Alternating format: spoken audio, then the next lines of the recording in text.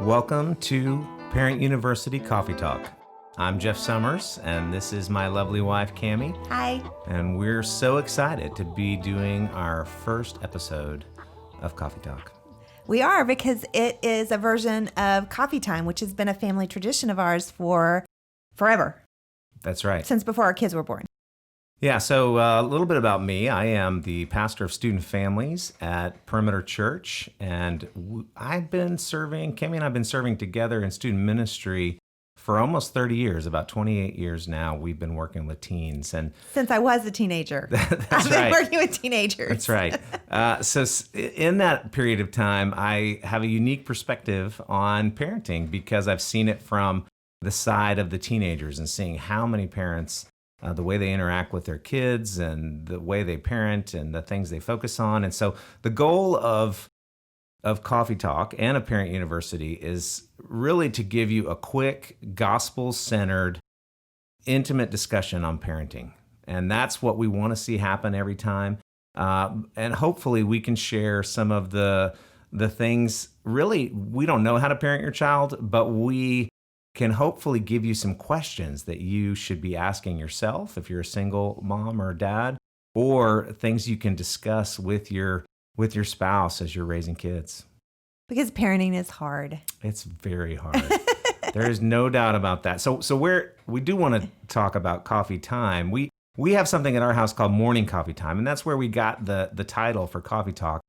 Morning coffee time, we learned about it really almost 30 years ago. We were camping with my sister and some friends of hers, and we didn't have any kids, and they had a ton of kids. That's right. So we were two newly married, young, and we were watching them parent, and we were taking notes. And one of the notes we took was on coffee time. That's right. We were watching them run around the camper, and it was early in the morning, and this boy, we were in a deep discussion with this one of the dads, and right in the middle of it, his son ran up and interrupted, and he raised up his cup and said, "Son, what's happening? This is morning coffee time." Morning coffee time. And it was like an invisible wall. The child did a 180, turned around and ran back out to play. And he didn't even skip a beat. The dad didn't skip a beat. He just turned around and talked to us like nothing had been interrupted. And Jeff was like, "What was that magic you just used?" That's right. We looked at each other and said, we're going to put a pin in that. And we implemented that when our kids were little. We had morning coffee time, and it was a time when we would send the kids to play or watch cartoons or something so that we could actually sit and have uninterrupted conversation. Yes, and it's conversation that isn't about logistics. It's not about bill paying. It's not about schedules. It's not about chores or household responsibilities. It's about connecting your heart. So like one of the questions that we often ask each other is, how's your heart? What's going on? What are you struggling with? Where are you finding joy?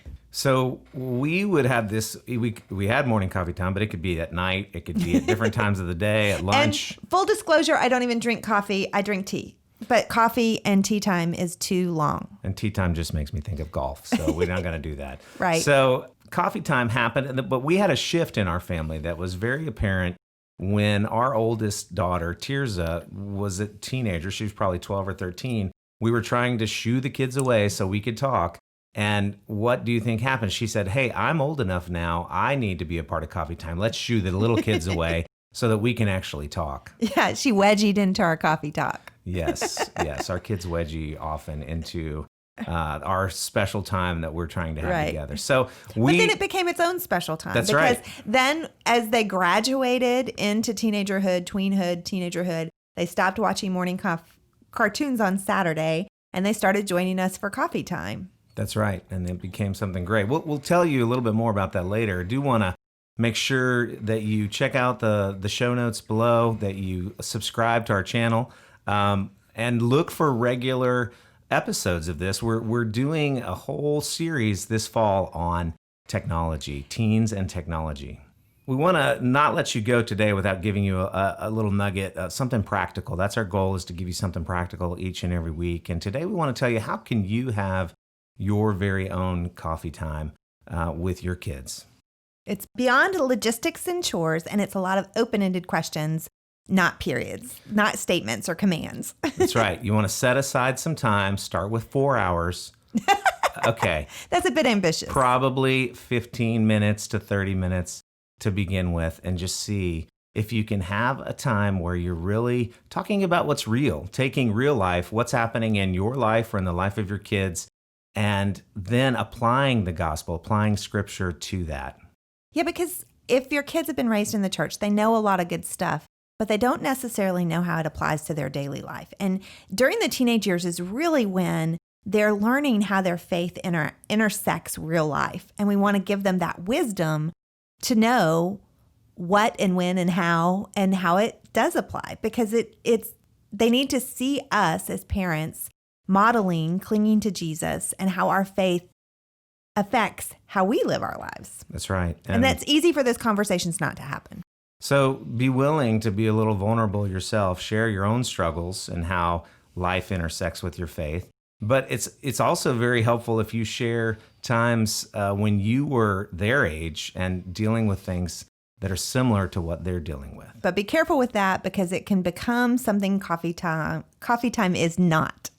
That's right. So what coffee time is not is what? It's not monologuing. One of our favorite scenes from the first Incredibles movie, where Syndrome says he starts monologuing, and they're talking about that, and I can do that. That's one of my big things that I can do. I think it's a dad trait where we just want to go on and on and on. But it's a mom trait too, because we can team monologue where we tag team it, Tag which is teaming just as bad. Is something definitely to avoid. Your kids will feel ganged up on, and that can definitely take you down a road you don't want to go.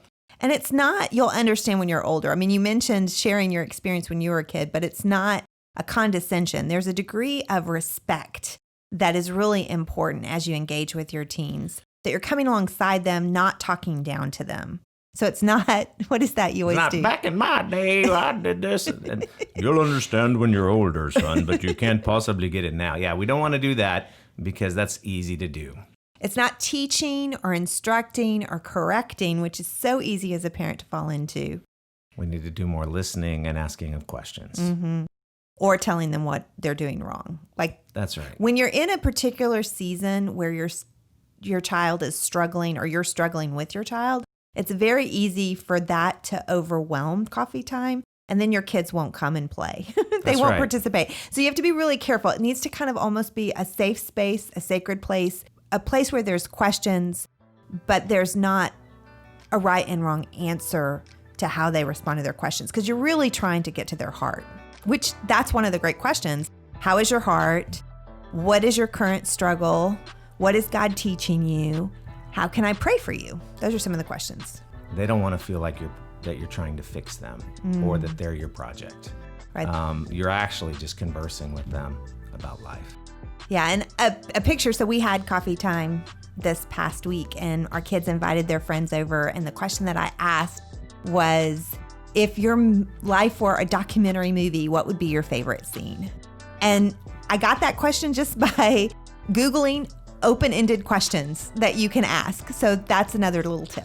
That's right. That's right. So your homework for today, this week, try to have, again, set aside 15, 20 minutes with your teen or tween and have a coffee talk.